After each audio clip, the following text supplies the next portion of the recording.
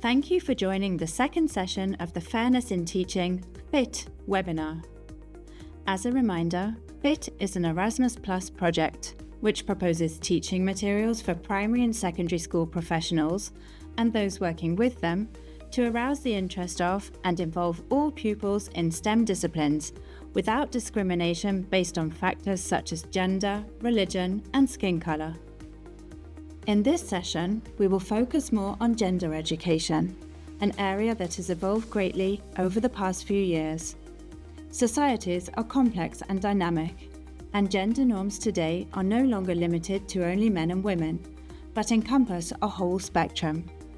For this reason, the notion of gender roles and the way gender is perceived are important topics to tackle with pupils who may lack representation in some areas, such as STEM. Science, technologies, engineering, and mathematics. To begin with, we need to be sure that we understand the definitions of gender and sex and can differentiate between them. First, sex is assigned at birth, while gender is presumed. Sex is usually categorized as female or male, but there are variations in the biological attributes that comprise the sex and how these attributes are expressed. Gender refers to the socially constructed roles, behaviors, expressions, and identities of girls, women, boys, men, and gender-diverse people. Conceptions of masculinity and femininity, ideas concerning expectations of women and men, internalized judgments of women's and men's actions, and prescribed rules about the proper behavior of women and men. All of these and more encompass the organization and persistence of gender inequality in social structures. The social and cultural environments, as well as the institutions that structure them, and the individuals that operate within and outside of these institutions, are engaged in the production and reproduction of gender norms, attitudes, and stereotypes. Beliefs that symbolize, legitimate, invoke, guide, induce, or help sustain gender inequality are themselves a product of gender inequality. In a Eurobarometer survey from 2017, 84% of respondents considered that gender equality was important for them personally, including 80% of men.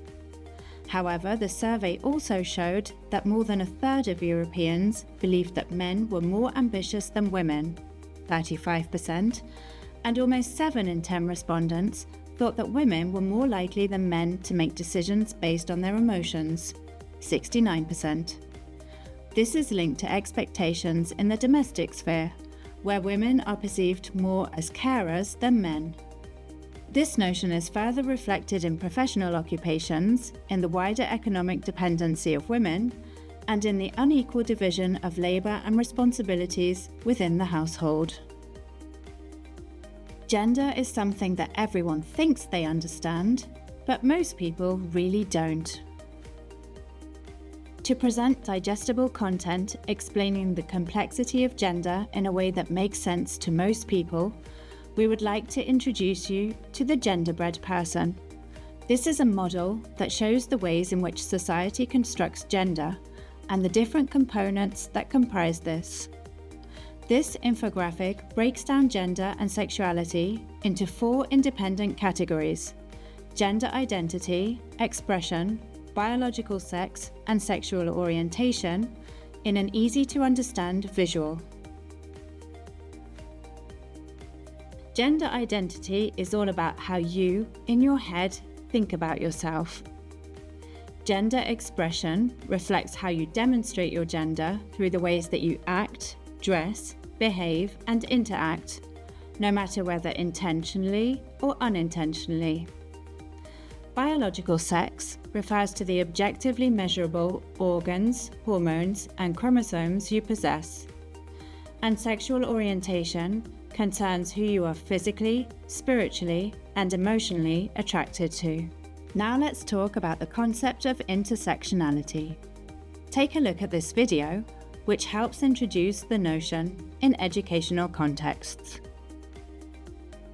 Intersectionality is a critical concept that recognizes how individuals hold multiple identities that are inherently combined, and the unique challenges they face at the intersections of these identities. Originating in the context and practice of US legal activism in the early 1990s, intersectionality allows us to better tackle discriminatory phenomena.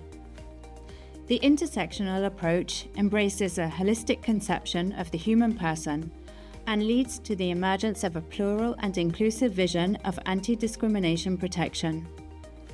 Intersectionality doesn't consider gender as a standalone category, but more as being constructed upon the binary distinction between men and women. Gender is indeed seen and studied as it intersects with class, migration background, ability levels, gender identity and sexual orientation, age, and so on. Intersectionality is a lens through which you can see where power comes and collides, where it locks and intersects. It's the acknowledgement that everyone has their own experience of discrimination and privilege. There are various versions of this power-privilege wheel online, and this is a combination of several of them. Religion is not included, as the power structure in this category varies tremendously from country to country, but it should definitely be included in the conversation. Wheels like this help us visualize the meaning of the term marginalization. The further you are from power, the more marginalized and powerless you are. As you try to position yourself in the different categories, you will notice that your level of power or marginalization will likely vary between categories. This is another way of looking at intersectionality, the term coined by Kimberly Crenshaw. Do you agree or disagree with the categories shown on the slide? Which categories do you think are missing? For the FIT project, adopting an intersectional approach implies that in order to promote fair teaching, we not only pay attention to gender discriminations, but also to other factors like race, sexual orientation, disability, and social class, and we consider them as intertwined and mutually constitutive, rather than isolated and distinct. In an intersectional approach, the practice of self-reflexivity is encouraged with respect to one's positioning as a teacher in order to experience the classroom as a miniature community in which we can work on inclusiveness and the recognition of differences within the classroom. In this way, teachers consider the planning of lessons, assessments, communication, and orientation in a new way, taking into account the choices of male and female pupils, and therefore considering how gender differences influence the complexity of systems of inequalities. Gender bias in STEM education has been widely studied over the last decade.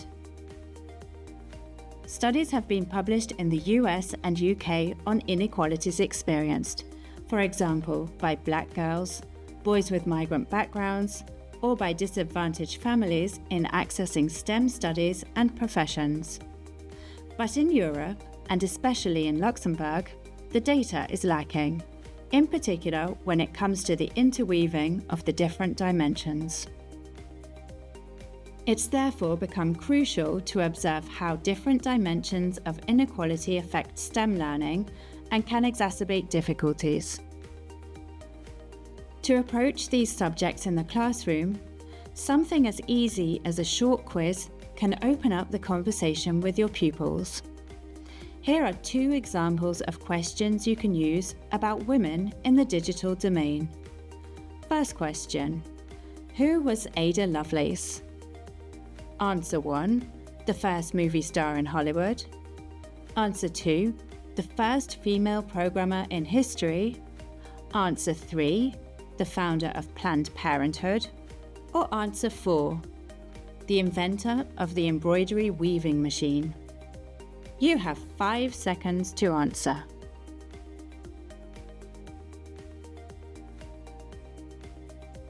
The correct answer is 2, the first female programmer in history. Ada Lovelace was an English mathematician and an associate of Charles Babbage. She created a program for his prototype of a digital computer, making her the first female programmer in history. Second question. What percentage of computer engineers in Europe are women? Answer 1, between 10 and 20%. Answer 2, between 51 and 60%. Answer 3, between 31 and 40%. Or answer 4, between 21 and 30%. You have 5 seconds to answer.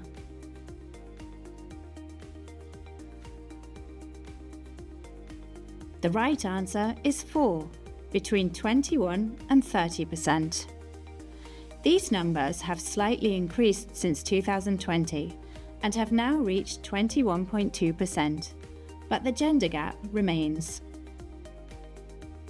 To continue the online training, we invite you now to go to session 3, which dives deeper into the current state of intersection in Europe by looking at specific figures and frameworks.